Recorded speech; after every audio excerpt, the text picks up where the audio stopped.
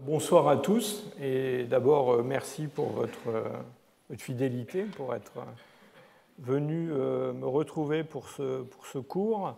Je crois que certains d'entre vous sont venus la semaine dernière déjà. Il y a eu un petit problème de communication avec l'administration sur le programme, mais enfin j'espère que vous n'avez pas complètement perdu votre soirée.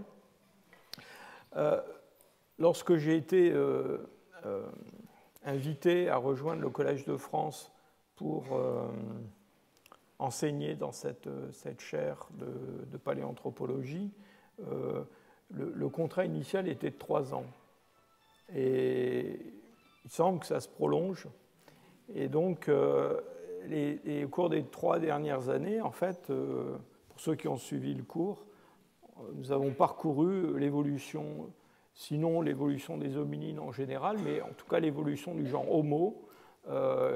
Et donc, on est arrivé l'année dernière au dernier cours avec l'Anthropocène, c'est-à-dire l'époque actuelle. Et quand mon cours s'est terminé, quelques-uns m'ont demandé, des amis m'ont dit « Mais qu'est-ce que tu vas bien pouvoir raconter l'année prochaine ?» Alors, ce que je voudrais faire, justement, cette année, c'est vous parler d'évolution humaine, mais dans une perspective qui est très différente de celle qui a été la nôtre jusqu'à présent, et qui est peut-être aussi, pour vous, un angle d'attaque, une perspective qui est nouvelle, et j'espère que vous n'en serez pas trop déconcertés. Et puis aussi, j'inaugure un format qui est un format nouveau, puisqu'on va avoir 6 cours. Ce ne sont pas 6 cours hebdomadaires, vous avez vu dans le programme, ça s'interrompt de temps en temps. En particulier, la semaine prochaine, je serai sur le terrain au Maroc en train de chercher des fossiles. Et donc, on va se retrouver 6 fois pour 1h30. Donc, j'espère que vous me supporterez pendant 1h30. Ça va être plus long que d'habitude. Et puis, il y aura un colloque au mois de juin qui reprendra certaines des thématiques dont on va parler. Donc, pour cette année, je voudrais vous parler d'énergie. Vous pouvez vous demander, dans le fond, c'est quoi le rapport entre l'énergie et l'évolution humaine? Et j'espère que d'ici le mois de décembre, je vous aurai convaincu que, en fait, l'énergie, c'est la chose la plus importante du monde, y compris pour l'évolution humaine et pour l'évolution même des organismes en général. Cette énergie, c'est l'énergie évidemment qui est consommée par notre organisme pour différentes fonctions, mais c'est aussi l'énergie que nous extrayons de l'environnement pour faire d'autres choses, et on aura l'occasion d'en parler.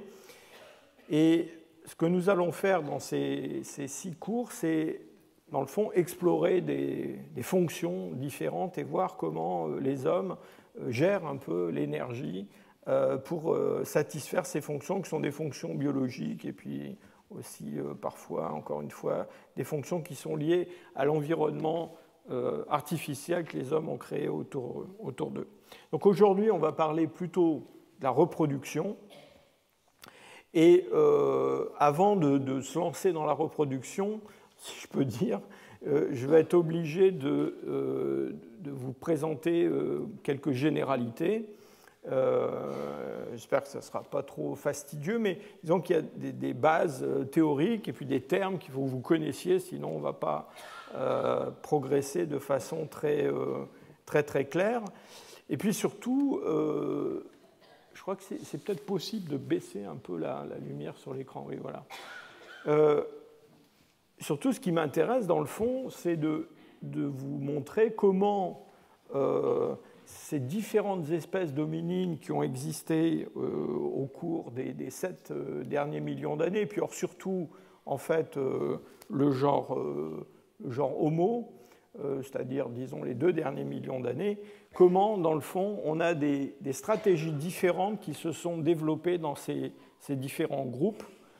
Donc ce qu'on va faire, on va parler aujourd'hui de reproduction, surtout, on parlera d'autres fonctions, on parlera de l'alimentation, on parlera de la locomotion, de choses comme ça.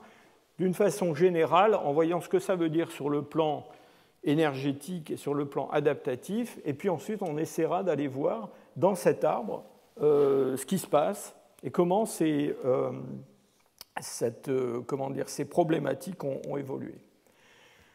Alors donc, l'énergie qui est nécessaire à la vie sur Terre, eh bien, ça commence avec le Soleil, en fait, hein, et c'est notre source d'énergie. Et cette source d'énergie, elle parvient sur Terre et elle est captée essentiellement au départ par les végétaux, qui sont des producteurs primaires. Et ces végétaux, dans le fond, grâce à des mécanismes chimiques, grâce à la photosynthèse, vont être capables d'emmagasiner cette énergie sous une forme qui est une forme moléculaire. Et donc, ils synthétisent des molécules à base de carbone, notamment, qui sont des molécules complexes et qui, dans le fond, emmagasinent cette énergie. Ces végétaux eux-mêmes sont consommés par des herbivores. Alors, avant quand même de continuer, je voudrais vous préciser que ça, c'est le schéma, je dirais, principal, le schéma essentiel.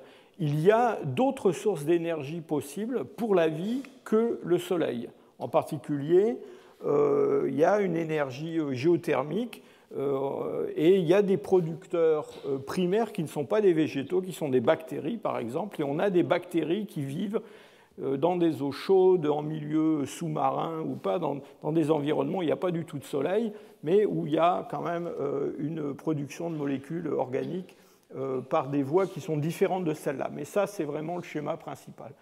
Et puis alors, ces consommateurs, ils vont être eux-mêmes consommés par des prédateurs, pas tous, mais enfin certains, et il y a toute une série de niveaux qu'on appelle des niveaux trophiques. C'est une chaîne, je vais vous montrer ça dans un instant, de proies et de prédateurs.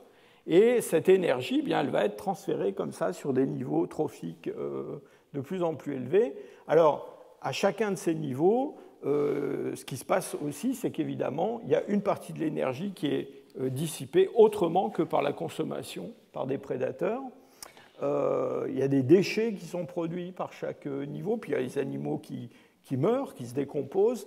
Et donc, il y a tout un cycle, en particulier qui met en jeu ce qu'on appelle des décomposeurs, qui vont, dans le fond, récupérer une partie de cette énergie qui va finir dans l'eau et qui va finir dans les plantes. Hein. Donc, il y a un cycle comme ça de cette énergie.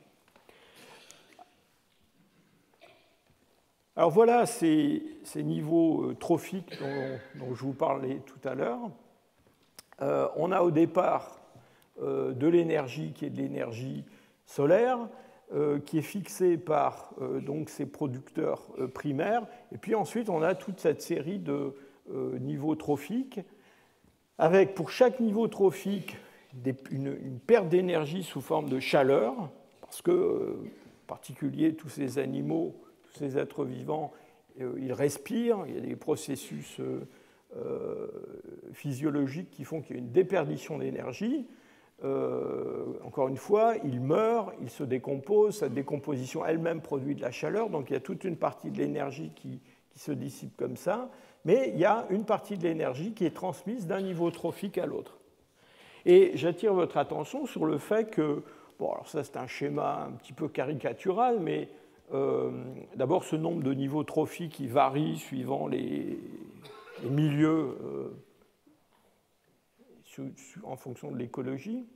Quand même, ce qui est remarquable, c'est qu'en termes d'énergie qui est transmise d'un niveau trophique au niveau trophique suivant, eh bien, il y a une variation qui est une variation d'à peu près un ordre de grandeur.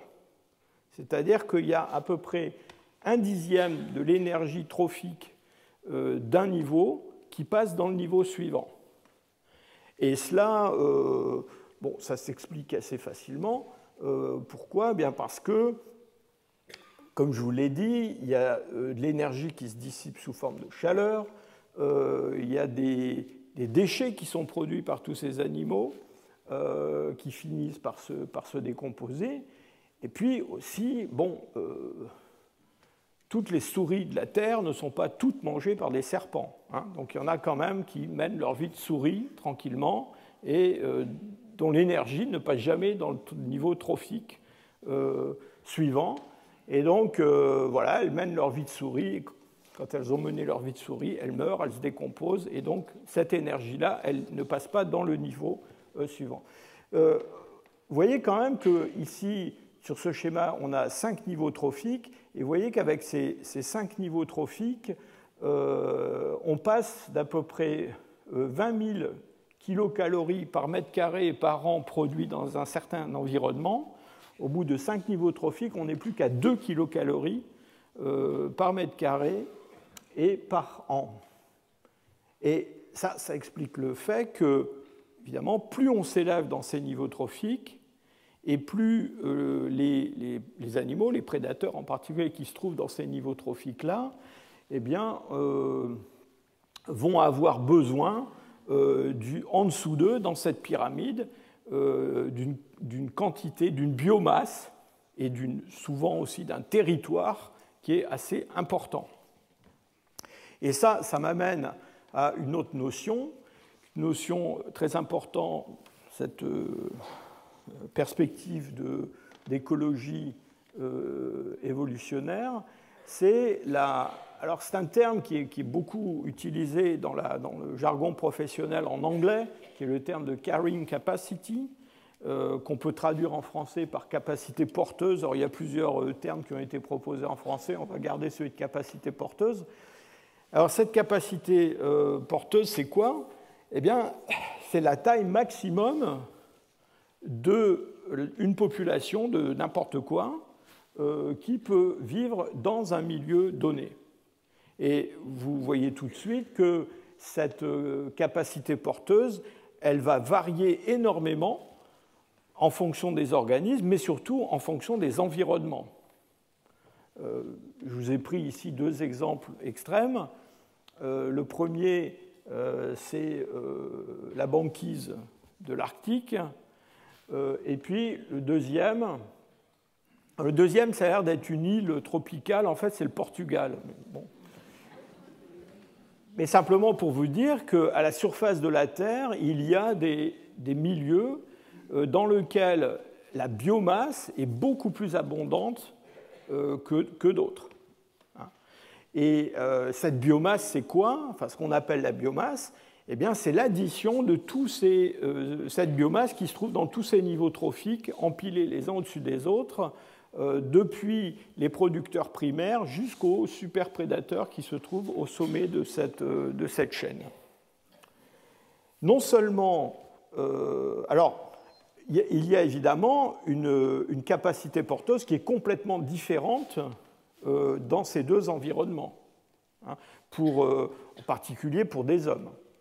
Il y a un autre aspect qui est important aussi à considérer dans cette comparaison entre ces 2 environnements, c'est qu'indépendamment de la température, de la végétation, ou plutôt de l'absence de végétation dans certains cas, il y a aussi le fait que dans les zones arctiques, on a une nuit polaire qui dure plusieurs mois et un jour polaire qui dure plusieurs mois aussi. Et donc, on va avoir une variation de la biomasse qui va être assez spectaculaire entre l'été et l'hiver, et en particulier dans le milieu marin, dans les zones arctiques, polaires, eh bien, il y a un accroissement très important de la quantité de plancton marin, tout bêtement parce qu'il fait jour absolument tout le temps. Et donc, à ce moment-là, il y a une capacité porteuse pour les baleines, par exemple, qui va être relativement élevée, mais qui va diminuer à presque rien pendant l'hiver. Alors, dans les zones tropicales, les choses sont beaucoup plus, si je peux dire, calmes. Il n'y a pas de variation saisonnière aussi brutale. Et puis, surtout, la biomasse, d'une façon générale, est beaucoup plus élevée. Alors, un des effets de cette situation, pour les primates, pour les grands singes, pour les hommes en particulier, eh bien, c'est que la taille des territoires exploités va varier considérablement. vous ai expliqué que quand on était un prédateur, surtout un super prédateur, eh bien, il fallait quand même un territoire conséquent avec beaucoup de biomasse et tout un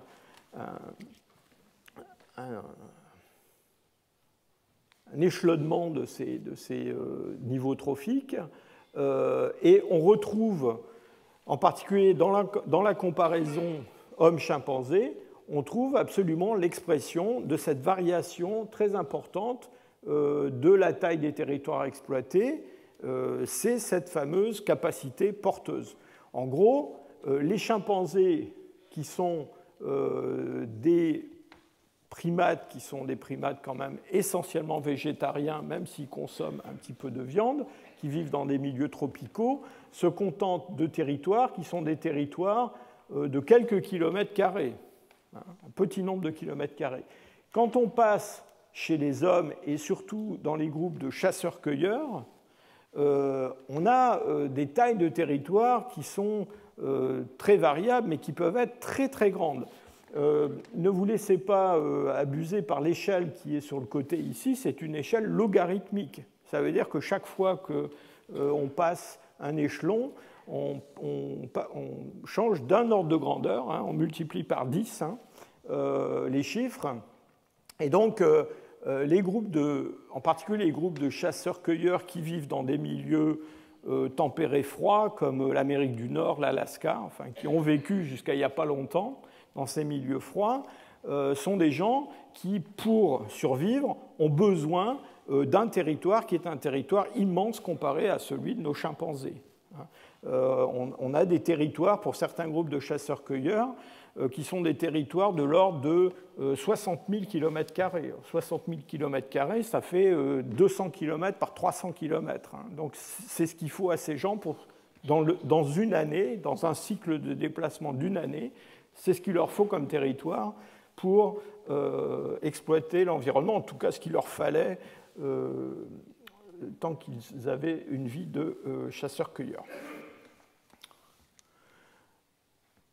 Alors une fois que nos chasseurs-cueilleurs, nos hommes, ont extrait de l'énergie de l'environnement sous forme de gibier, par exemple, qu'ils ont capturé, eh bien, cette énergie, elle va être consommée, et elle va être consommée essentiellement de deux façons.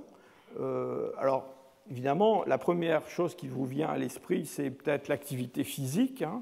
Et effectivement, il y a une partie de l'énergie que nous absorbons sous forme d'aliments qui est consommée sous forme d'activité physique.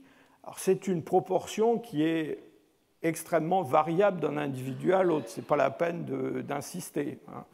Des gens dont l'activité physique est assez modeste, pour ne pas dire quasiment nulle, et puis il y a des gens qui ont une activité physique très importante. Donc c'est assez difficile de donner des chiffres, mais disons en moyenne, sur une certaine quantité de calories extraites de l'environnement, on va dépenser quelque chose comme 30% de cette énergie pour l'activité physique.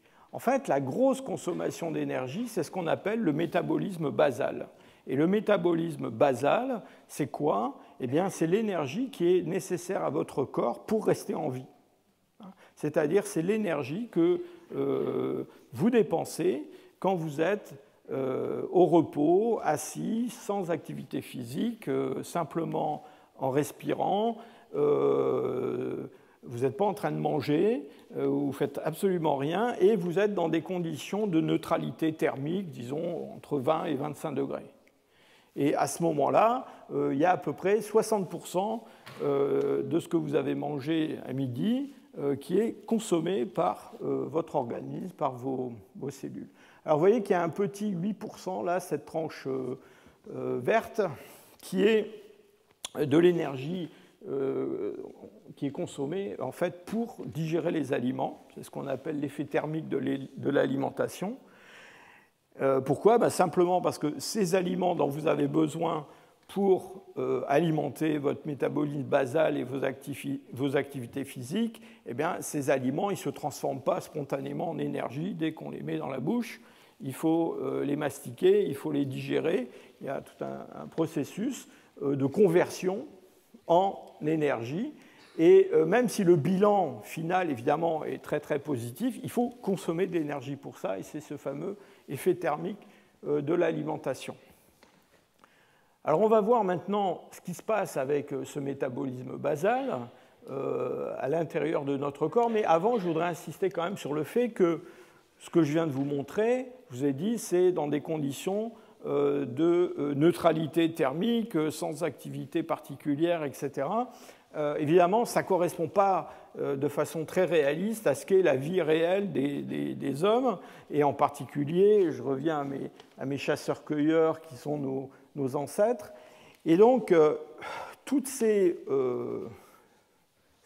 extraction d'énergie de l'environnement et cette consommation d'énergie pour notre corps, elle va être modulée en particulier par l'environnement artificiel que les hommes créent autour d'eux.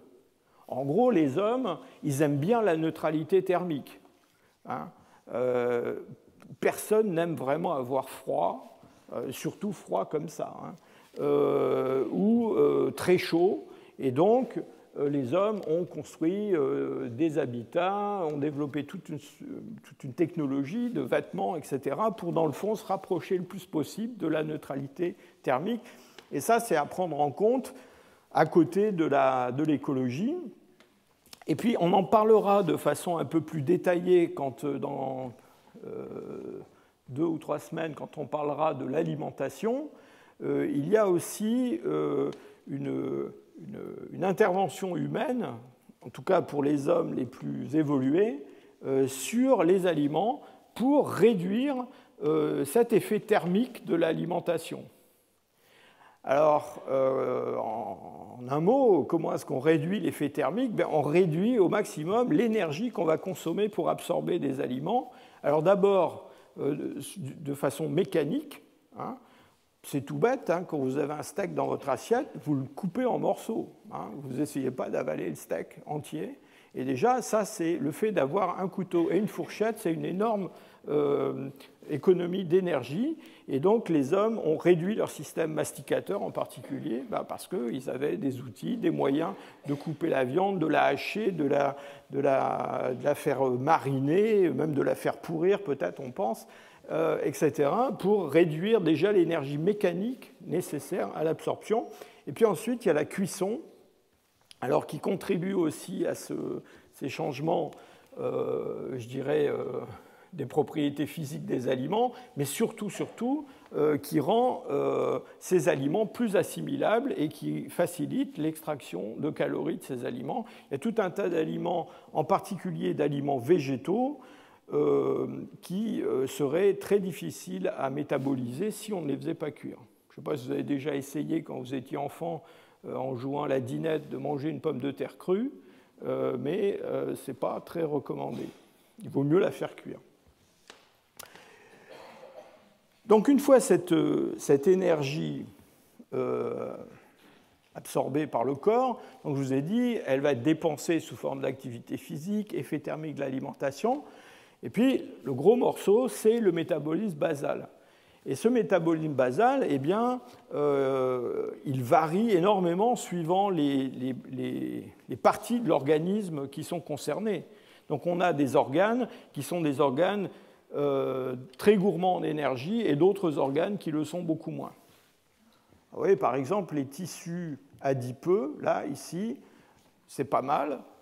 Ça ne consomme pas grand-chose en énergie. C'est des tissus, justement, qui, eux, stockent de l'énergie et qui n'en consomment pas beaucoup pour leur maintenance, si je peux dire. Mais par contre, il y a des parties de l'organisme qui sont extrêmement gourmandes en énergie, en particulier le cerveau. Alors ici, sur ce diagramme, c'est le chiffre de 17% qui est donné. On donne plus souvent un chiffre proche de 20%, mais le cerveau qui représente à peu près 2% de la masse corporelle consomme 10 fois plus d'énergie que la moyenne des organes du corps. Donc à peu près 20% de l'énergie. Vous voyez qu'il y a d'autres gros consommateurs, les muscles. Et les muscles, même quand les muscles ne fonctionnent pas, même quand ils sont au repos, sont des tissus qui consomment beaucoup d'énergie. Et puis aussi tout ce qui tourne autour de la digestion. Le tractus digestif consomme beaucoup d'énergie. Le foie aussi consomme beaucoup d'énergie. Et quand nous parlerons de ces problèmes-là en ce qui concerne l'évolution du cerveau, vous verrez que, dans le fond, en grande partie, l'évolution humaine, en particulier au cours des 2 derniers millions d'années, elle s'est traduite par tout un processus d'adaptation qui a consisté à réduire la consommation énergétique de certaines parties de l'organisme, les muscles par exemple, ou le tractus digestif, pour la réallouer au cerveau et se permettre d'avoir un cerveau de plus en plus gros. Le même diagramme pour un chimpanzé ou un gorille montrerait une portion violette pour le tractus digestif beaucoup plus importante et en opposition une partie destinée au cerveau beaucoup plus réduite. Alors voilà donc notre organisme humain qui est en mesure de fonctionner, qui extrait de l'énergie de l'environnement. Et cette énergie, en fait, au cours de la vie, elle va être allouée à des grandes fonctions. Alors quand je parle de grandes fonctions, je ne vous parle plus d'organes à l'intérieur du corps, mais dans le fond, de fonctions qui rendent la vie possible. Et non seulement la vie possible, mais surtout la perpétuation de la vie possible. Et ces 3 grandes fonctions, en fait, sont assez simples à comprendre.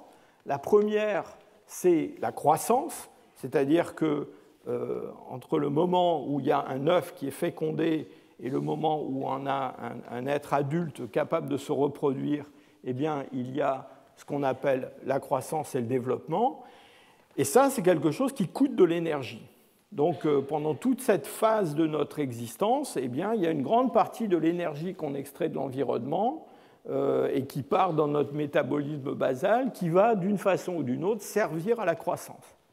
Et puis ensuite, quand un être devient mature, adulte, eh bien, à un moment donné, il va bien falloir qu'il se reproduise. Et cette reproduction, ça coûte. Hein. Alors, ça n'a pas l'air, mais ça coûte la reproduction, de différentes façons. J'ai un ami qui disait que ça coûtait de l'argent même. Et puis il y a une troisième fonction qui est très importante, c'est la réparation. Alors on parle en anglais, on parle de maintenance. Je me suis rendu compte qu'en français, ce n'était pas toujours évident à comprendre, donc je préfère parler de réparation. C'est quoi la réparation ? Bien, c'est-à-dire que notre corps, une fois qu'il s'est développé, qu'il a grandi, eh bien, il s'abîme. Il s'abîme au niveau cellulaire, l'ADN s'abîme, des tas de choses s'abîment.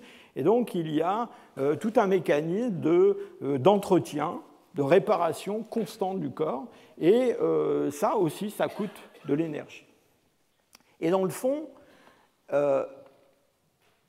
on peut regarder l'adaptation des organismes de façon très très haute, c'est-à-dire sans s'intéresser spécialement à leur anatomie, à leur alimentation, à leur locomotion, des choses comme ça, comme simplement, dans le fond, des stratégies différentes d'allocation d'énergie à ces différentes grandes fonctions. Et c'est ce qu'on appelle la théorie des histoires de vie. Alors là encore, c'est la traduction d'un anglicisme. En anglais, on parle de life history. Alors quand on parle des histoires de vie, il ne s'agit pas de l'histoire de nos vies à tous. Il s'agit, dans le fond, de cette modélisation, de cette théorisation des stratégies d'allocation d'énergie à ces différentes fonctions. Donc voilà comment ça se passe, j'allais dire un peu plus dans le détail. Je vous ai expliqué qu'il y a une extraction d'énergie de l'environnement qui est produite par des producteurs primaires. Et donc cette énergie, elle est extraite par l'organisme. Il y a une partie de cette énergie qui va être stockée, en particulier chez nous, sous forme de de gras, enfin, on parle de matière grasse. Alors, bon, on la met de côté, mais elle va être consommée à un moment ou à un autre. Enfin, on espère qu'elle va être consommée. Elle devrait être consommée à un moment ou à un autre. Et donc, c'est quand même quelque chose qui, à un moment donné, va se retrouver dans le circuit. Pendant la première partie de la vie, jusqu'à l'âge adulte, dans le fond, il y a l'essentiel de l'énergie, si je peux dire, va être investi dans la croissance, parce que c'est ce qui est vital, c'est ce qui est important. Il faut devenir adulte pour pouvoir se reproduire et produire les générations suivantes. Et une fois la croissance terminée, donc quand on passe à l'âge adulte, alors là, il va y avoir cette fameuse activité physique dont je parlais tout à l'heure, mais surtout ces deux grandes fonctions de reproduction et de maintenance, de réparation. Alors je vous ai dit que la reproduction, ça coûtait. D'abord, ça coûte de façon différente pour les mâles et pour les femelles, et ça varie aussi d'une espèce à l'autre. Chez les mammifères, les mâles produisent beaucoup plus de gamètes que les femelles. Et puis, ils font des tas de trucs, vous savez, les cerfs qui se battent, par exemple. Ça coûte de l'énergie aux cerfs de se battre. Et puis, il faut produire des bois pour se battre. Et les bois, ça coûte de l'énergie aussi. Donc, tout ça, ça se paye d'une façon ou d'une autre. Donc, il y a un coût de la reproduction qui n'est pas juste produire des gamètes et les placer au bon endroit. C'est tout un comportement qu'il y a autour de ça. Et puis alors, la maintenance, donc je vous ai expliqué, bon, c'est essentiellement ce métabolisme basal. Il faut se défendre contre des agents pathogènes, donc il y a des réactions immunitaires. Il y a la réparation des cellules, il y a la réparation de l'ADN. Tout ça est en jeu. Alors quand on regarde le monde animal autour de nous, eh bien, on se rend compte que il y a des stratégies adaptatives très diverses qui ont été mises en œuvre par différents organismes pour allouer de l'énergie à ces différentes fonctions. Et la valeur adaptative, le succès reproducteur, si vous voulez, on pourrait dire simplement le succès de chaque espèce, en fait, dépend en grande partie de cette stratégie. Alors, dans le monde animal, en particulier autour de nous, il y a des stratégies absolument extrêmes qui ont été mises en œuvre. Là, je vous montre deux photographies qui sont deux exemples très différents. Alors, l'éphémère, tout le monde connaît ça, c'est un insecte qui fait quelques centimètres, qui produit des larves qui vivent dans le milieu aquatique. Ces larves, elles vivent pendant plusieurs mois, voire plusieurs années, dans le milieu aquatique, jusqu'au jour où elles vont se métamorphoser en adultes, enfin, ce qu'on appelle un adulte. Et cet adulte, eh bien, il va vivre seulement quelques heures. Il n'a pas de tube digestif, il n'a pas d'appendice masticatoire ou quoi que ce soit. Ça ne lui sert à rien parce que l'investissement d'énergie dans la maintenance, c'est zéro. Et toute l'énergie de ces adultes va être investie dans la reproduction. Et une fois qu'ils se sont reproduits, c'est terminé, ils meurent, ils ne servent plus à rien, ils se reproduisent une fois et c'est fini. Donc là, on a un exemple d'espèce qui investit énormément dans la reproduction et en tout cas dans le stade adulte, pratiquement rien du tout dans la maintenance, dans la réparation. Alors à l'autre extrême, on a ces éléphants, alors qui sont des animaux, alors d'abord d'une taille bien plus considérable que les éphémères, donc eux, ils ont investi dans la croissance. Donc ils sont devenus très gros, ils vivent très longtemps, et contrairement à nos éphémères, ils n'ont que très peu de petits. Ils en ont un tous les quelques années, et ils vont en prendre soin, et ces petits vont dans le fond, grandir très lentement. Et ça, c'est une stratégie complètement différente, où il y a moins d'investissement dans la reproduction, beaucoup plus d'investissement dans la maintenance, dans la réparation, et puis dans la croissance. Je vous ai donné ces deux exemples. Il y en a bien d'autres, c'est-à-dire ces deux combinaisons, mais ce n'est pas les deux seules combinaisons. Il y a d'autres combinaisons qui existent dans le monde vivant.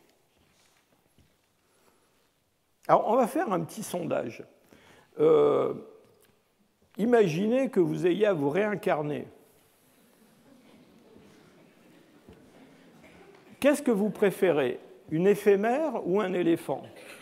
Alors, les éphémères, levez la main. Il y a quelques éphémères quand même. Alors, les éléphants, ah oui, il y a beaucoup plus d'éléphants. Alors, je vous indique quand même que les éphémères existent depuis le Carbonifère et que ce sont les insectes ailés les plus anciens sur Terre. Donc, les éphémères s'en sont pas mal sortis quand même. Mais vous avez quand même raison, en fait. Et la raison, c'est que, dans le fond, quand je vous dis qu'il y a des stratégies différentes d'allocation de l'énergie à différentes fonctions, ben oui, mais tout le monde n'a pas à sa disposition la même quantité d'énergie. Et donc ça explique le paradoxe suivant, c'est-à-dire que les gens qui ont des voitures de luxe ont aussi des grandes maisons. Et ce n'est pas parce qu'ils ont choisi d'avoir plutôt des grosses voitures que des grandes maisons, ils veulent les deux. D'accord ? Et ils veulent les deux. Donc, en fait, si vous vouliez vous réincarner, plutôt qu'un éléphant, je vous conseille de vous réincarner dans un homme riche. Et c'est... Enfin, évidemment, c'est une blague, mais ce que je veux vous dire simplement, c'est que dans ce jeu d'extraction de l'énergie et de réallocation à différentes fonctions, bien, il y a des espèces qui ont des capacités d'extraction de l'énergie qui sont bien plus grandes que les autres. Et donc, ça leur permet d'avoir les voitures de luxe, les grandes maisons et tout le reste. Et dans le fond, quand vous avez choisi l'éléphant, inconsciemment, vous avez quand même choisi une espèce qui est capable d'extraire pas mal d'énergie de son environnement par rapport aux éphémères. Et les hommes, alors eux, sont des super champions de l'extraction d'énergie. On va avoir l'occasion d'en reparler plusieurs fois. Alors, il y a un aspect qui est important à garder en tête dans toutes ces discussions sur les théories de l'histoire de vie, c'est l'aspect temporel. C'est-à-dire que quand je vous dis qu'une espèce investit plus dans la reproduction, ou plus dans la croissance, ou plus dans la réparation, ce n'est pas seulement quantitatif à un temps donné. Ce n'est pas seulement le nombre de petits, par exemple, qu'on produit. C'est aussi quelque chose qui se mesure dans la durée. Et ici, j'ai pris deux espèces théoriques qui ont, en termes de métabolisme basal, d'adaptation, une grande similarité. Et simplement, vous voyez qu'il y en a une qui met beaucoup plus longtemps à devenir sexuellement mature et à se reproduire. Et donc, celle-là, l'espèce A, en fait, si on considère pas seulement l'énergie à un moment T, mais l'énergie cumulée dans le temps pour l'investissement dans la croissance, eh bien, c'est une espèce qui investit beaucoup plus dans la croissance et moins dans la reproduction que l'espèce B. Alors, les biologistes qui s'intéressent à l'évolution et qui essaient de comprendre comment ces différentes adaptations fonctionnent s'intéressent à un grand nombre de traits adaptatifs, et on pourrait en lister énormément, mais je vous en ai listé 7 qui sont vraiment importants, et on va discuter de certains d'entre eux. Dans ces modèles adaptatifs à des histoires de vie différentes, il y a d'abord la taille à la naissance qui compte énormément. C'est-à-dire qu'il y a des espèces qui donnent naissance à des petits, très nombreux, de toute petite taille, et puis il y a des espèces qui donnent naissance à très peu de petits, mais qui sont de plus grande taille. Puis il y a aussi même des espèces qui donnent naissance à très peu de petits et de toute petite taille. Vous avez vu le petit panda à la télévision. Enfin, on avait du mal à le voir même au départ. Donc la taille à la naissance, c'est quelque chose qui est très important. Ensuite, il y a le nombre de petits et puis aussi le sexe ratio, le nombre de mâles par rapport au nombre de femelles. Alors, chez les hommes, normalement, c'est à peu près moitié-moitié, mais il y a des espèces où ce n'est pas du tout moitié-moitié. Ça peut être un sexe plutôt que l'autre, et ça peut être un sexe plutôt que l'autre en fonction des conditions de l'environnement, en particulier la température, par exemple.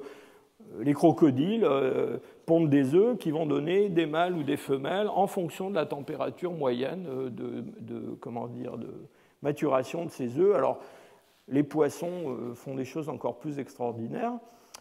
Ensuite, il y a le mode de croissance, c'est-à-dire la durée de la croissance et puis tout ce qui se passe comme changement pendant cette croissance. Est-ce que c'est une croissance qui est rapide au début et puis plus lente plus tard? Et on va en parler en particulier pour les hommes. Il y a l'âge à laquelle un individu peut commencer à se reproduire et quelle est sa taille à ce moment-là. Alors, ôtez-vous de l'idée qu'il faut forcément avoir la taille maximum adulte pour se reproduire. En fait, ce n'est pas vrai. Il y a des espèces, et même les hommes peuvent se reproduire sans avoir atteint leur taille adulte maximum. Ensuite, il y a l'investissement reproductif en fonction de la taille et de l'âge. Donc ça peut varier. On peut, vouloir se reproduire plutôt quand on est un jeune adulte. Mais enfin, il y a des messieurs que ça ne dérange pas de se reproduire quand ils ne sont plus du tout des jeunes adultes, par exemple. Donc ça change. Ensuite, on va parler de choses plus tristes, mais la mortalité en fonction de l'âge et de la taille, et puis la longévité, c'est quelque chose aussi qui est très important. Donc il faut prendre tout ça en compte pour comprendre, dans le fond, le modèle adaptatif d'une espèce en particulier, et puis des hommes pour ce qui nous intéresse. Alors, je vous ai montré tout à l'heure mes éphémères et mes éléphants. On distingue, enfin les gens qui s'intéressent à l'écologie évolutionnaire et aux théories d'histoire de vie ont distingué deux modèles extrêmes. Mais encore une fois, j'insiste sur le fait que ce sont deux modèles extrêmes, mais qui ne sont pas les seuls qui existent dans la nature. Alors, il y a une stratégie qu'on appelle la stratégie R. Alors, ce R vient de reproduction rate, excusez l'anglicisme, c'est-à-dire le taux de reproduction. Donc là, ce sont des espèces dont la stratégie, dans le fond, c'est d'avoir un grand nombre de petits. Et donc, c'est ce fameux taux de reproduction qui est important dans ces espèces. Alors, ce sont des espèces qui ont tendance à grandir assez vite. Alors, pas forcément pour atteindre des grandes tailles, mais disons qu'elles arrivent assez vite à la maturité sexuelle. Elles se reproduisent donc à un âge qui est très jeune. Elles ont une vie courte en général, donc une fois que la reproduction est faite, souvent elles ne vivent pas très longtemps. Elles ont un grand nombre de petits à la fois. Ça peut être dans certaines espèces, je ne parle pas des mammifères, hein, mais ça peut être des dizaines de milliers, voire des centaines de milliers de descendants. La reproduction n'est, enfin souvent, pas toujours, mais dans les cas extrêmes, la reproduction est relativement peu fréquente, rare. Hein. Et il y a une forte mortalité, en particulier des petits qui sont produits. Et alors, ces petits qui sont produits, enfin, ça peut être des œufs, ça peut être des petits, il y en a beaucoup, mais personne ne s'en occupe, en particulier les parents ne s'en occupent pas. Et donc, en gros, c'est statistiquement, on espère que sur cette grande quantité de petits, il y en a qui vont survivre. Alors, ce modèle, cette stratégie R, elle est souvent adoptée par des espèces qui vivent dans des milieux qui sont des milieux instables, des milieux imprévisibles. Alors quand je dis des milieux instables ou imprévisibles, sont des milieux instables ou imprévisibles, des milieux à risque au moment de la reproduction. Pensez par exemple à une tortue marine. Bon, la tortue marine, elle ne vit pas dans un milieu qui est spécialement imprévisible. L'océan, les récifs coralliens ou même le milieu pélagique, c'est un milieu qui est assez prévisible. Par contre, au moment de la reproduction, quand cette tortue marine va se rendre sur une plage, pondre ses œufs dans un trou, et puis ensuite il va falloir attendre pour que ces œufs éclosent et que les petites tortues se précipitent vers la mer avant d'être dévorées par toutes sortes d'animaux, ça c'est un milieu à risque. Ça c'est un milieu qui est imprévisible. C'est-à-dire que par pur hasard, il peut y avoir beaucoup de mouettes sur la plage un jour ou beaucoup moins un autre jour. Et donc, les espèces qui sont confrontées pour leur reproduction à ces milieux-là sont souvent des espèces qui ont cette stratégie R. Alors, il y a une autre stratégie qu'on appelle la stratégie K, toujours un anglicisme, ça vient de carrying capacity, ce K. Alors, ces lettres R et K sont des lettres que les écologistes utilisent, je ne parle pas de l'écologie politique, que les écologistes utilisent dans des formules pour mesurer, en tout cas, en particulier, les pressions de sélection qui peuvent s'exercer. Alors, la stratégie K, c'est une stratégie qui est complètement différente. C'est une maturation qui est très lente, avec une première reproduction qui est tardive, une longévité des individus qui est assez longue, des petits qui sont peu nombreux, avec une période de reproduction possible qui est assez longue pour chaque individu, une survie élevée des petits et des soins donnés par les parents. Donc ça, c'est les éléphants. Et puis c'est nous. Donc les hommes sont, si je peux dire, des super cas. Ils sont à l'extrême de ce type adaptatif. Et au moment de leur reproduction, en général, sont des espèces qui se trouvent dans des milieux qui sont relativement prévisibles et qui sont des milieux qui présentent un risque faible. Alors les hommes peuvent vivre dans des milieux qui sont des milieux risqués, mais en tout cas, en général, ils s'arrangent quand ils se reproduisent pour garder leur progéniture dans un environnement justement qui est débarrassé au maximum du risque. Alors, ce qui est important, c'est que non seulement ces deux modèles ne sont pas deux modèles uniques, il y en a d'autres qu'on ne va pas détailler parce qu'ils sont assez loin des hommes. Surtout, ce qui est important, c'est qu'il y a un continuum en fait, entre le modèle stratégie R et le modèle stratégie K. Donc, il y a des espèces qui trouvent des compromis différents. Vous avez ici, sur ce petit schéma à droite, différentes espèces, et vous voyez ces chiffres sous chaque silhouette, c'est le nombre d'œufs fécondés par an pour chaque espèce. Alors vous voyez qu'on part de l'huître avec 500 millions d'œufs fécondés par an. Alors il n'y en a pas beaucoup qui survivent, mais milieu extrêmement imprévisible pour les œufs et à très grand risque. Et puis, à travers des poissons, des amphibiens, des mammifères, eh bien, on s'achemine vers le modèle K extrême, qui est un modèle où là, on va avoir un petit tous les 5 ans, 10 ans, voire plus. Donc, ça veut dire quoi? Ça veut dire que si on regarde le taux de survie de chaque population, eh bien, on a dans le modèle K énormément d'individus jeunes qui survivent, et puis la mortalité va se faire sentir surtout sur les individus âgés, à l'opposé de ce qui se passe dans le modèle R, où là, on a une mortalité très très forte des jeunes, et puis ensuite, eh bien, ça va se calmer, et puis la mortalité va baisser chez les adultes d'âge avancé. Donc, il y a des courbes intermédiaires qui représentent d'autres espèces. Alors les hommes, eh bien, je vous l'ai dit déjà, comme les autres hominoïdes, comme les grands singes africains ou asiatiques, eh bien, toutes ces espèces correspondent à cette stratégie K, et donc on retrouve tous ces traits de vie dont je vous ai brièvement parlé. Alors, on peut les regarder un petit peu plus en détail. On va commencer avec la longévité.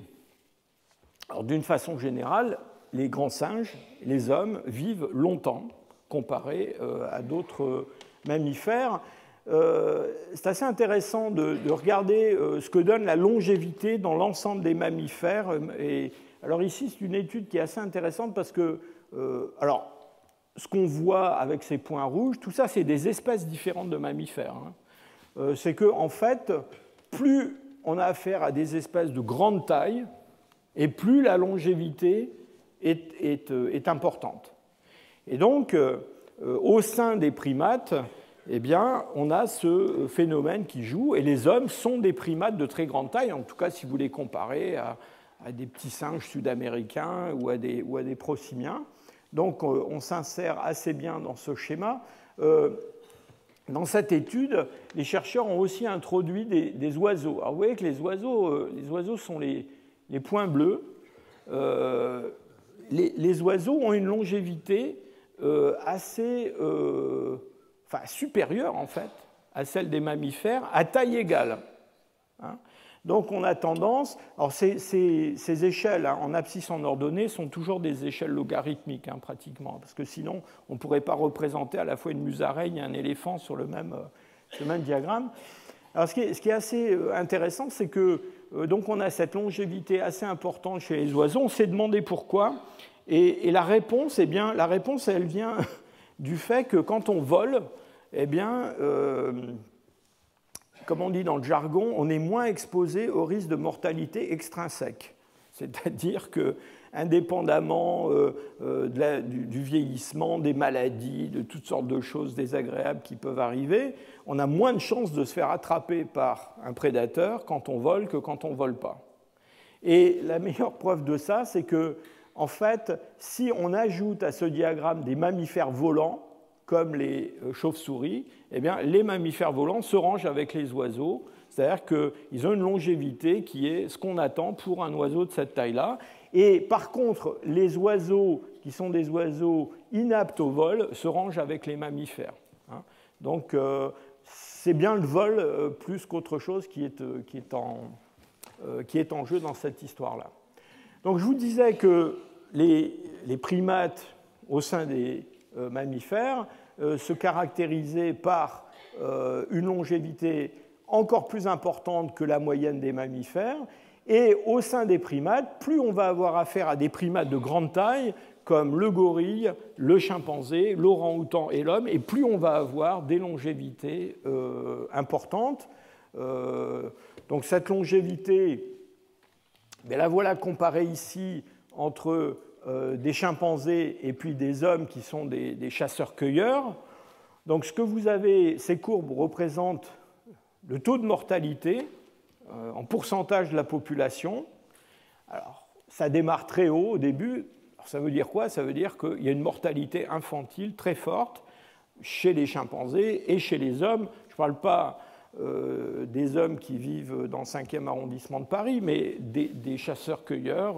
Ici, ce sont des Hatchés d'Amérique du Sud. Donc, une mortalité infantile très forte, puis ensuite la mortalité descend très très vite, et puis dès qu'on a affaire à des adolescents ou des jeunes adultes, donc il y a une mortalité qui est faible.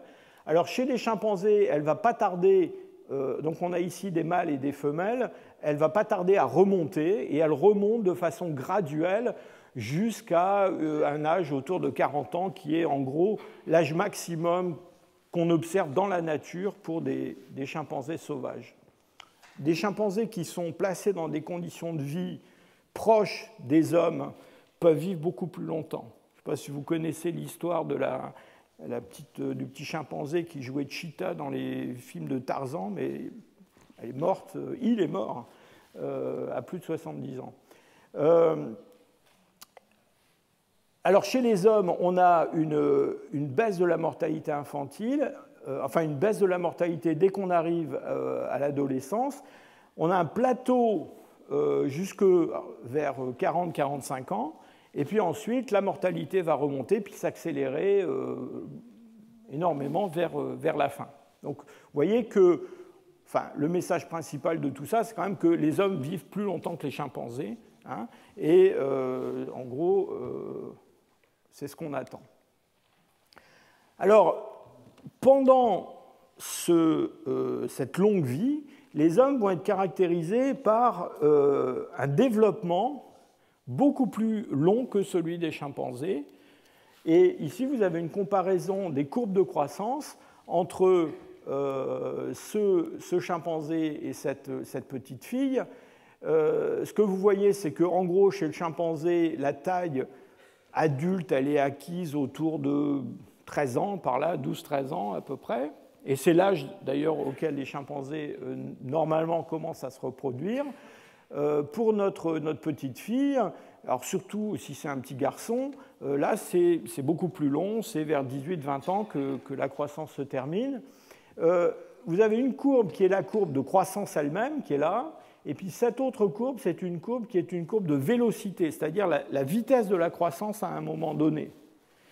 Vous voyez quelque chose de tout à fait particulier et différent entre les chimpanzés et les hommes, c'est qu'il y a ici, chez les hommes, une période entre, disons, 12 et 16 ans où la croissance va s'accélérer énormément. Et donc ça, c'est l'adolescence, c'est la puberté. Et chez les hommes, c'est un moment où la croissance va s'accélérer de façon très, très importante. Et on va avoir, disons, en quelques années, on va passer d'un format enfant à un format adulte, hein, de façon accélérée. Cette phase d'adolescence, avec cette accélération de la croissance, on pense que c'est un caractère qui est particulier aux hommes et qu'on retrouve de façon beaucoup moins marquée chez d'autres espèces d'hominoïdes, le chimpanzé par exemple. Alors concrètement, pour en revenir aux hommes, ça veut dire quoi? Ça veut dire qu'on a une croissance qui est une croissance séquentielle, hein, c'est-à-dire qu'on revient à ces problèmes de coût. Hein.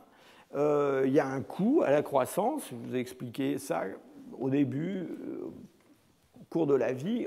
Une grande partie de l'énergie extraite de l'environnement, elle est investie dans la croissance, et en particulier, au début de la vie, c'est le cerveau, dont on va parler la prochaine fois, qui est le plus gros consommateur d'énergie pour sa croissance. Une fois que le cerveau a atteint sa taille adulte, ce qui arrive autour de 5-6 ans, sa maturation va continuer, mais sa taille est à peu près atteinte, sa taille adulte. Eh bien, il y a d'autres parties de l'organisme qui vont se développer de façon séquentielle. La dentition, c'est aussi quelque chose qui coûte beaucoup d'énergie à développer. Donc, on développe une dentition déciduale, puis une dentition permanente. Et puis, en fait, chez les enfants, il y a une espèce de stase, si je peux dire, où ils grandissent de façon assez lente, entre, disons, 4-5 ans et puis, justement, l'adolescence, une dizaine d'années, 11 ans. Et puis, quand ils vont s'approcher de la puberté, là, leur croissance va s'accélérer énormément. Donc, on a une accélération de la croissance somatique, et puis ils vont rentrer presque tout de suite après dans la vie reproductive, ou en tout cas la possibilité de vie reproductive. Alors, on s'est beaucoup interrogé sur cette histoire d'accélération de la croissance au moment de l'adolescence. Alors, il y a deux explications. Une explication, c'est effectivement cette croissance séquentielle, c'est-à-dire cet investissement dans la croissance de parties différentes de l'organisme. Il y a probablement autre chose, surtout chez les garçons. Vous vous souvenez que c'est surtout chez les garçons qu'on voit ce pic d'accélération, et qui est lié au fait que, dans le fond, alors c'est vrai chez les hommes, on va dire primitifs, nos chasseurs-cueilleurs ou les ancêtres de nos chasseurs-cueilleurs. C'est vrai aussi dans d'autres espèces de primates, c'est qu'il y a une compétition entre les mâles qui est une compétition assez forte pour l'accès aux femelles. Et cette compétition, ça peut être une compétition violente. D'accord ? Et donc, dans le fond, pour un individu mâle surtout, qui s'approche de l'âge de la maturité sexuelle, eh bien, dans le fond, c'est un peu risqué de rester entre le format enfant et le format adulte trop longtemps. Et donc, quand on s'approche de la maturité sexuelle, là, j'allais dire pour des raisons quasiment de survie, il vaut mieux acquérir le format adulte le plus rapidement possible. Et donc, il y a une espèce de croissance retardée, de croissance somatique, avant la puberté. Dès qu'on rentre dans la puberté, il y a une croissance accélérée pour atteindre le format adulte le plus rapidement possible. En gros, pour dire les choses un peu brutalement, c'est pour ne pas se faire casser la figure parce qu'on tourne autour des filles. Hein, d'accord ? Et donc, il faut... voilà. Alors, quand on compare l'histoire de vie de nos chimpanzés et de nos hommes, donc on voit effectivement qu'il y a une durée de la vie qui est plus grande chez les hommes, qu'il y a une entrée dans la vie reproductive qui est beaucoup plus précoce chez les chimpanzés que chez les hommes. Mais alors, il y a quelque chose qui est assez intéressant et curieux, c'est qu'en fait, la ménopause est à peu près au même âge chez les chimpanzés et chez les hommes, enfin chez les femmes. Et ça veut dire quoi ? Eh bien, ça veut dire que, dans le fond, la durée de la vie reproductive chez les femmes, chez les hommes femelles, eh bien, elle est relativement courte par rapport à ce qu'on trouve chez les autres primates. Et ça, c'est quelque chose qui est une espèce de paradoxe sur lequel on a beaucoup spéculé. Et vous allez voir qu'il y a des explications adaptatives à ça. Alors, d'abord, ce qui est intéressant, encore une fois, de remarquer, j'insiste sur ce point, c'est que ce raccourcissement relatif de la période féconde, c'est un raccourcissement, si je peux dire, par l'avant, c'est-à-dire par l'âge de l'entrée dans la reproduction. Ce n'est pas un raccourcissement par une entrée plus précoce dans la ménopause. Et un des avantages de cela, c'est que, dans le fond, on va avoir des gens qui vont, enfin des femmes qui vont rentrer dans la reproduction alors qu'elles sont, j'allais dire qu'elles ont bénéficié d'un long développement, d'un soutien de leur environnement social et familial qui est très très prolongé, d'une éducation, et qui sont, je dirais, plus susceptibles de donner vie à des enfants qui vont survivre que cette pauvre petite chimpanzé qui a 9-10 ans et qui va pour la première fois se reproduire. Et ce qui se passe chez les hommes, c'est que, enfin encore une fois chez les femmes plutôt, c'est que quand on compare donc la fécondité, c'est-à-dire le nombre, en gros le nombre de petits par année, et qu'on compare ce qui se passe chez nos femelles chimpanzés et nos femmes, eh bien c'est que bien qu'on ait une période de reproduction à l'échelle de la vie qui soit plus courte chez les femmes, finalement la fécondité elle est plus élevée. Et donc on a une courbe qui s'étale sur une durée moins longue, avec un début qui est un début beaucoup plus tardif que chez les chimpanzés, mais ensuite, si je peux dire, on se rattrape parce qu'on a une fécondité beaucoup plus élevée que les chimpanzés. C'est-à-dire que par année, en moyenne, ces femmes qui vivent dans des populations naturelles, on va dire, eh bien, elles vont avoir plus de petits au cours de leur vie que nos femelles chimpanzés. Alors, comment est-ce que c'est possible ? Eh bien, et alors, vous remarquerez autre chose, c'est que vous voyez que chez les femmes, il y a vraiment un pic de la fécondité au début de l'âge adulte. Et donc, ensuite, avec une décroissance. Alors que chez les chimpanzés, on a quelque chose qui est plus une espèce de plateau entre l'entrée dans l'âge adulte et puis la ménopause. On pense que dans le fond, les hommes ont été soumis à des pressions de sélection qui ont favorisé la reproduction concentrée sur quelques années au début de l'âge adulte. Et pourquoi on a cette concentration de la reproduction chez les femmes au début de l'âge adulte?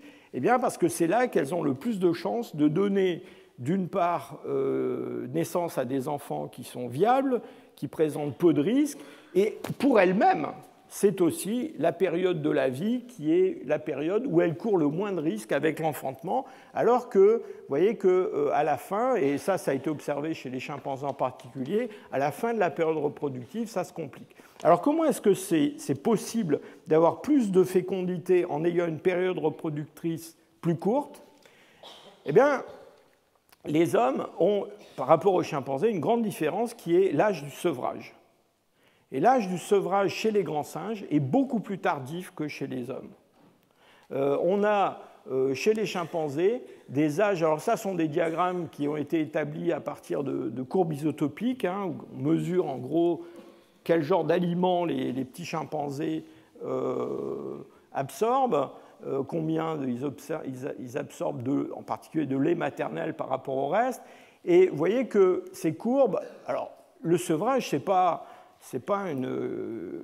quelque chose d'abrupt, c'est une transition, c'est une transition qui dure assez longtemps. Mais enfin, elle dure assez longtemps, mais disons que chez les chimpanzés, le sevrage complet, c'est rarement terminé avant 4 ans, voire un petit peu plus. Et ce chiffre peut être beaucoup plus élevé chez d'autres grands singes. Par exemple, chez les orang-outans, on a des sevrages qui interviennent à 6 ans, voire plus tard. Et la grande différence avec les hommes, c'est que les hommes, eux, ont en moyenne, dans des sociétés traditionnelles pré-industrielles, un sevrage qui commence autour de 6 mois, quelque chose comme ça, mais qui va se terminer beaucoup plus tôt, et avec souvent un sevrage qui est fini autour de 2 ans et demi, c'est terminé. Et donc à ce moment-là, ces femmes qui ont sevré leurs enfants, leurs bébés, eh bien, peuvent se reproduire à nouveau et avoir un autre enfant. Et ça, les chimpanzés ne peuvent pas le faire. Et donc l'intervalle entre les naissances est beaucoup plus court chez les hommes, dans ces populations pré-industrielles, qu'il n'est chez les autres grands singes. Alors, ça a des implications de toutes sortes dont on aura l'occasion de reparler, mais une des implications, c'est que les enfants humains grandissent dans des fratries peuvent grandir dans des fratries assez importantes. Alors que notre femelle chimpanzé, elle a seulement un petit à la fois, et ce petit, elle va s'en occuper jusqu'à ce qu'il soit complètement indépendant, capable de se nourrir par lui-même, et personne d'autre ne va s'en occuper. D'accord ? Alors que les femmes ont des enfants d'âge différents qui cohabitent dans la même fratrie, et surtout, elles sont capables, si je peux dire, de convaincre les autres adultes de participer à l'entretien et à la nourriture de ces enfants. Et ça, c'est, si je peux dire, le coup de génie adaptatif des hommes que les autres grands singes n'ont pas réalisé, c'est-à-dire que nous sommes ce que l'on appelle des reproducteurs coopératifs, c'est-à-dire qu'à l'échelle d'une vie, quand on regarde les transferts d'énergie entre les différents membres d'une famille, eh bien, on voit que, dans le fond, cet enfant qui est en cours de croissance, il va être nourri par sa mère, mais assez vite, elle va partager ce fardeau avec la grand-mère, le grand-père, le père, et d'ailleurs n'importe qui est capable de fournir de l'énergie pour aider à la croissance, en particulier à la croissance du cerveau, qui est très coûteuse, de cet enfant. Il y a des études très intéressantes qui ont été faites qui montrent, toujours pareil chez nos chasseurs-cueilleurs, que par exemple, l'intervalle des naissances à l'intérieur d'une population varie en fonction de l'apport énergétique par les pères. C'est-à-dire que plus les pères sont capables d'apporter de l'énergie supplémentaire à ce que la mère donne à son enfant, en particulier à travers l'allaitement, et puis ensuite au cours du sevrage, plus cela va permettre de raccourcir l'intervalle entre les naissances dans cette population, et donc une fécondité plus élevée. Et donc vous voyez que ces transferts d'énergie entre adultes et ce comportement de reproducteurs coopératifs, c'est quelque chose de très important pour les hommes. Alors parlons maintenant de cette relation entre la fécondité et la taille. Alors, des diagrammes comme ça, il y en a énormément dans toutes les études sur l'histoire, les traits de vie et les théories d'histoire de vie.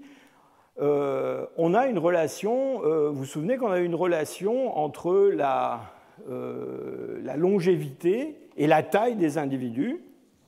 Eh bien, on a aussi une relation entre la taille des individus et leur fertilité. Alors là, c'est une relation inverse. Vous vous souvenez de mes éléphants?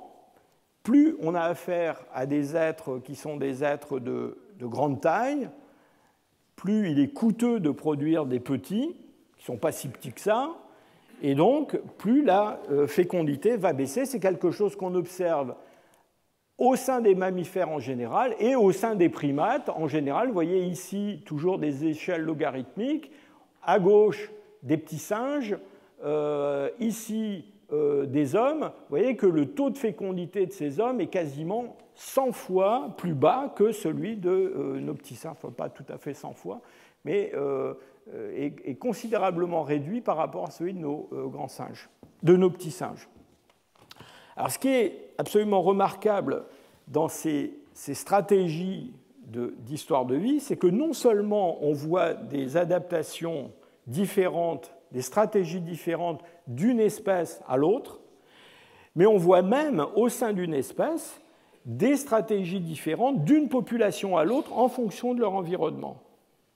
Et je vous ai choisi ici un exemple qui est une étude qui a été menée il y a quelques années sur la relation entre la taille des enfants dans une population à l'âge de 5 ans.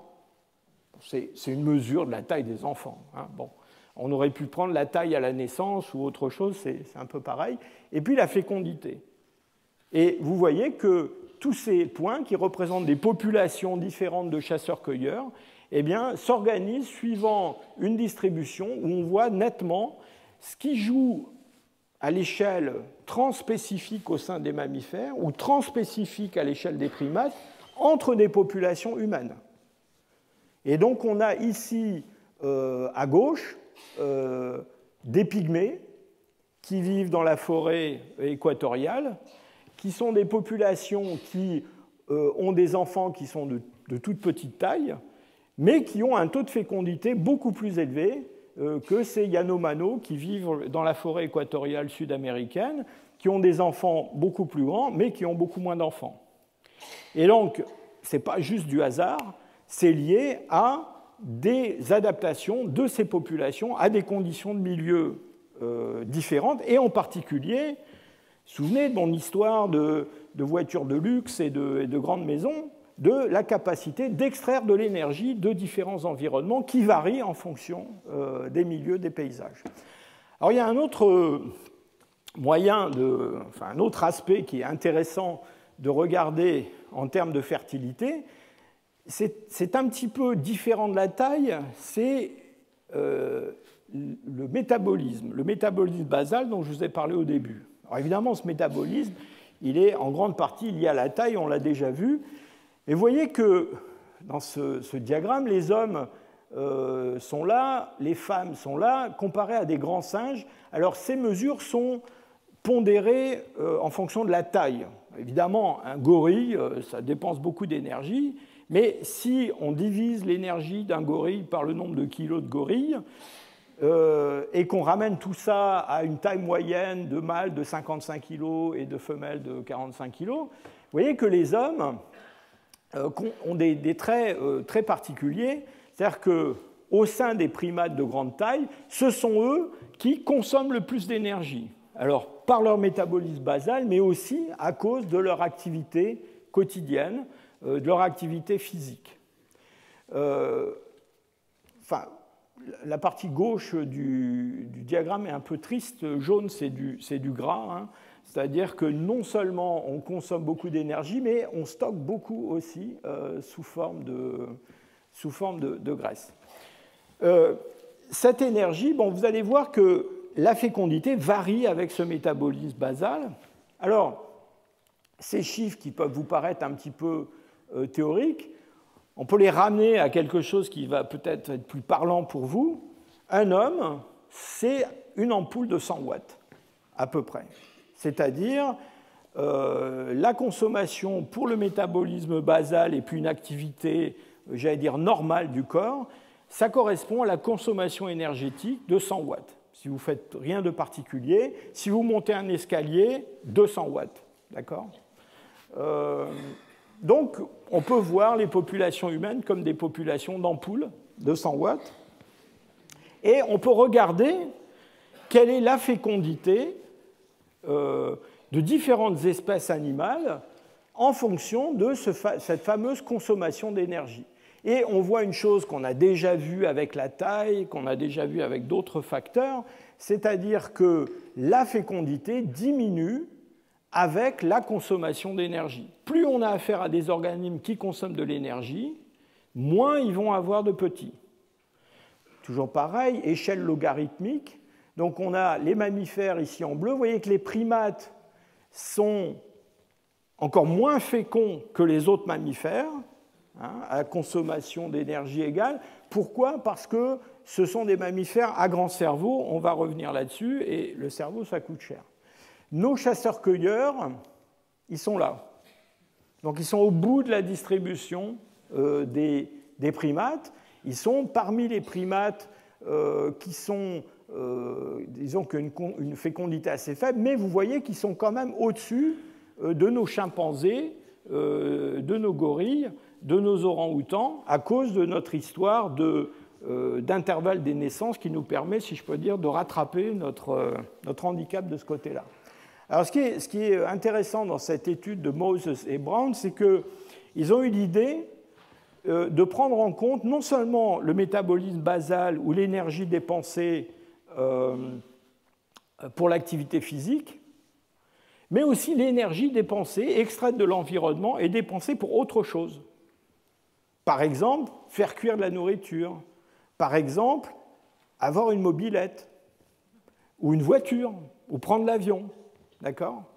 Et on peut mesurer tout ça et ajouter ça au métabolisme basal et à l'activité physique. Alors là, inutile de dire qu'on est très très loin des 100 watts. Hein ? C'est-à-dire qu'on a des populations humaines où la consommation par tête, par individu, dépasse les 10 000 watts. D'accord ? Au Canada, aux États-Unis, on est plutôt autour de 12 000, 13 000, 14 000 watts de consommation par tête.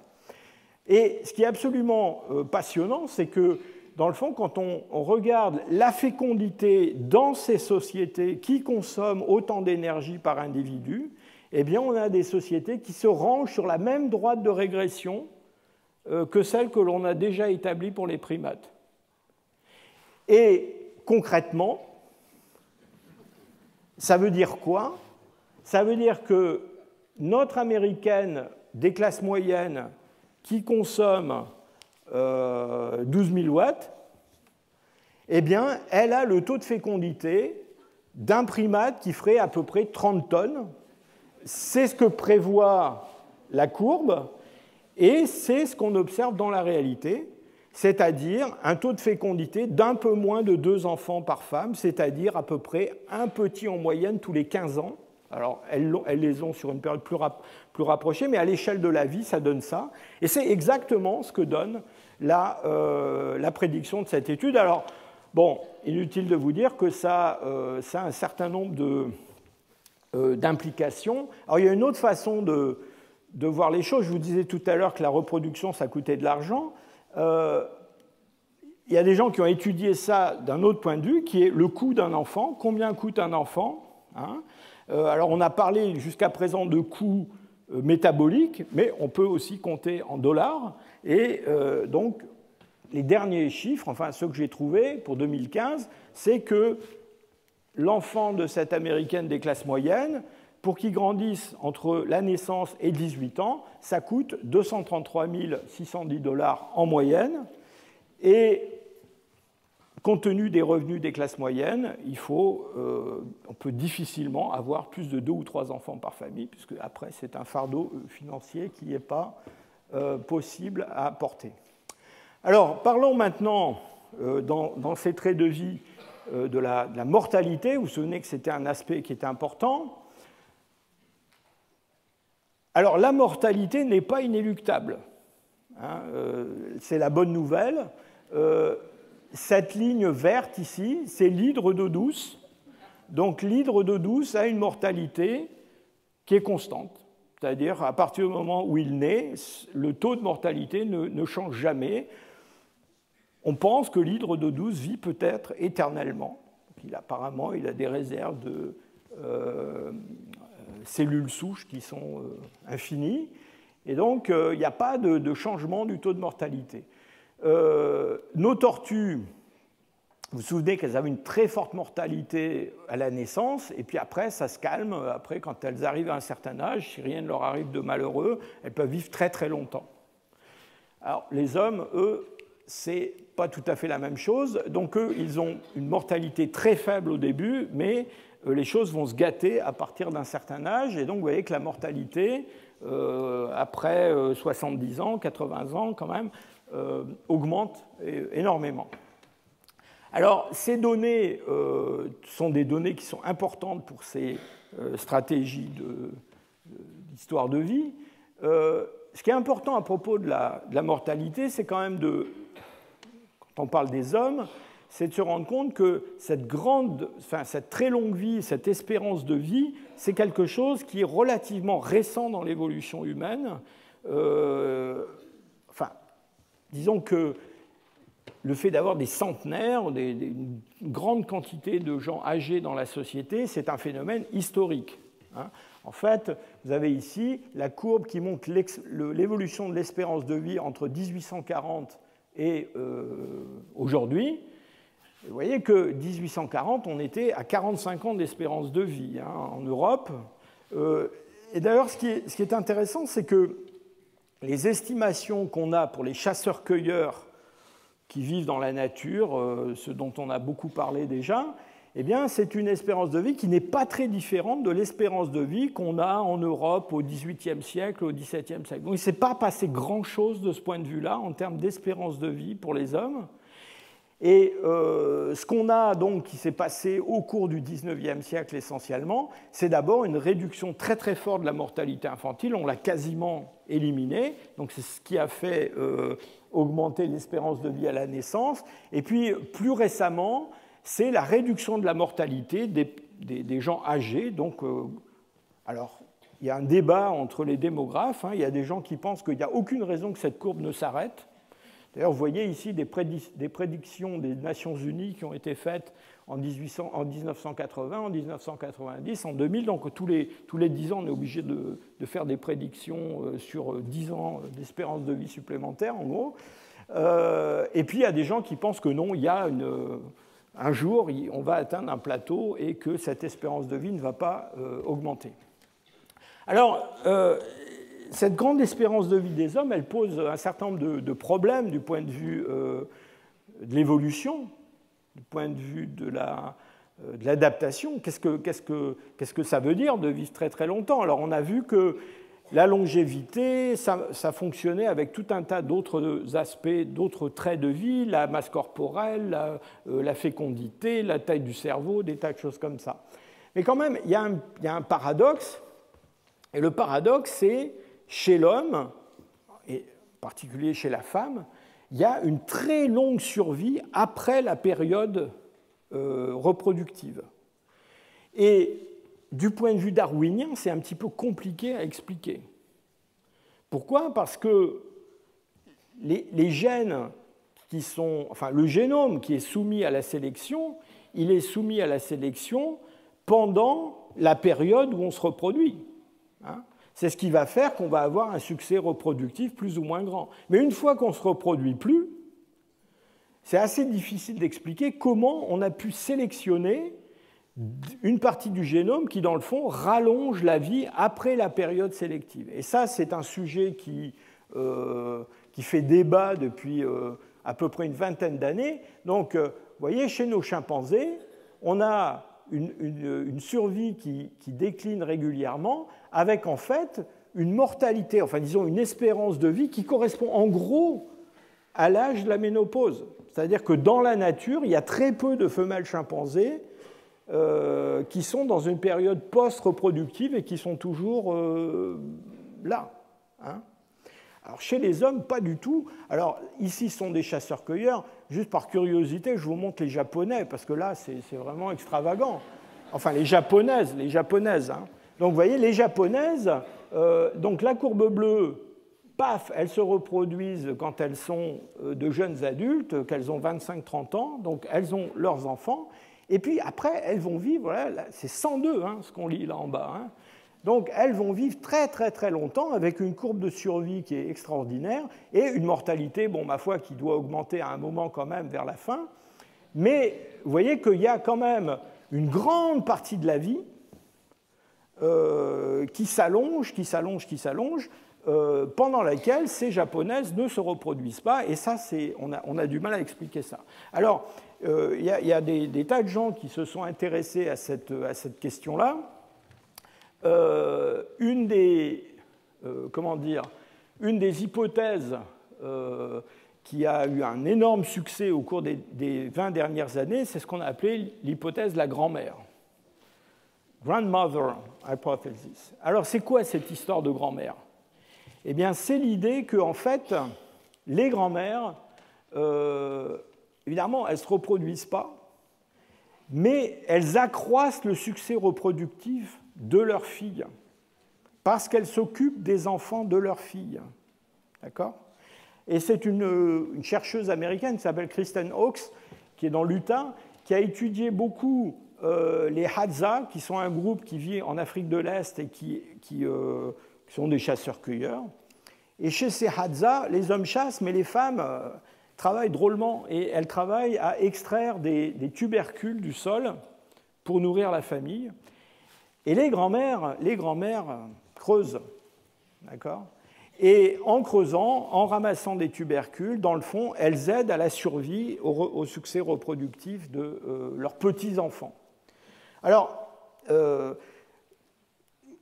dois dire, d'abord, d'une façon générale, cette histoire de survie à la ménopause, c'est quelque chose qui est très particulier aux hommes. En fait, dans la nature, il y a assez peu d'espèces où on trouve ça. Alors, je vous ai trouvé quand même un exemple, qui est un exemple très connu, qui est celui des baleines à dents, des orques, des baleines tueuses. Donc, chez les baleines tueuses, on a une vie en société, une vie en groupe. D'ailleurs, soit dit en passant, sont eux aussi des mammifères avec un grand cerveau et une stratégie K de trait de vie. Et ce qu'on a observé, c'est que c'est essentiellement des femelles ménopausées qui sont les chefs, en gros, de ces groupes, et qui les dirigent et qui les guident dans leur pérégrination dans l'océan. Alors, les grand-mères Hadza ne sont pas les chefs, hein, mais elles survivent très très longtemps. Alors, cette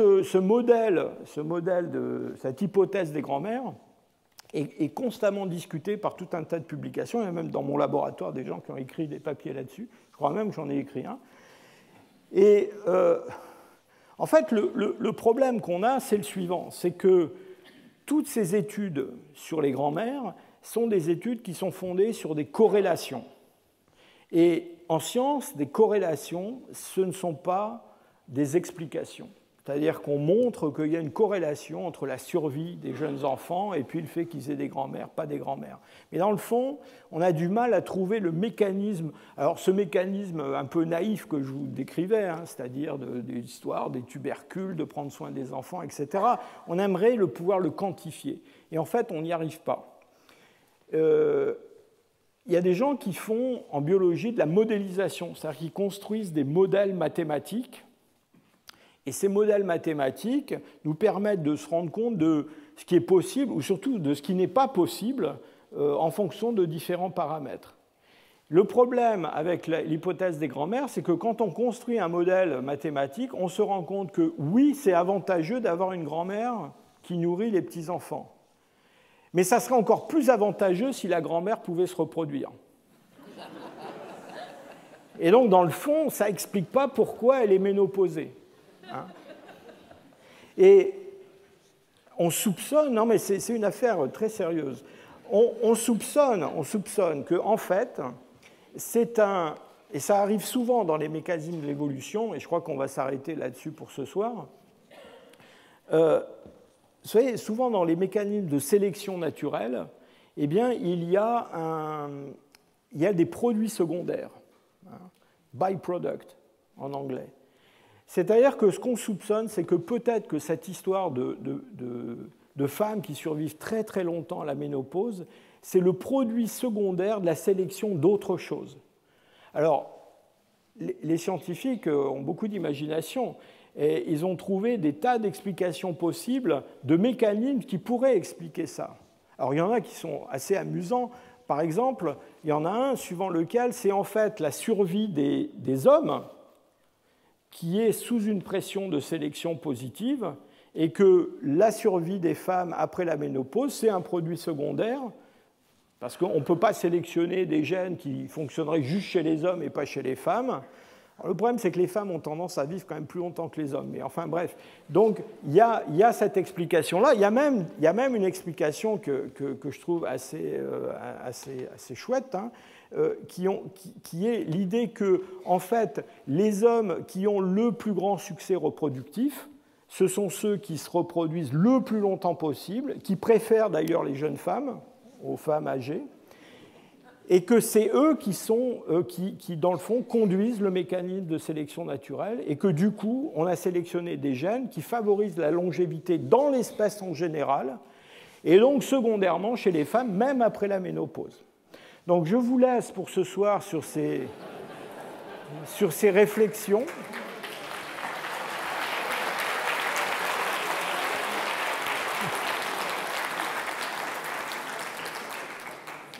C'est la première fois que je vous fais un cours d'1h30, mais vous ne savez pas à quoi vous avez échappé. Parce que la semaine prochaine, enfin pas la semaine prochaine, dans 15 jours, on verra dans le fond tous les points que je viens de discuter, on va les examiner dans le registre fossile et puis on parlera aussi du cerveau à ce moment-là. Je vous remercie pour votre attention.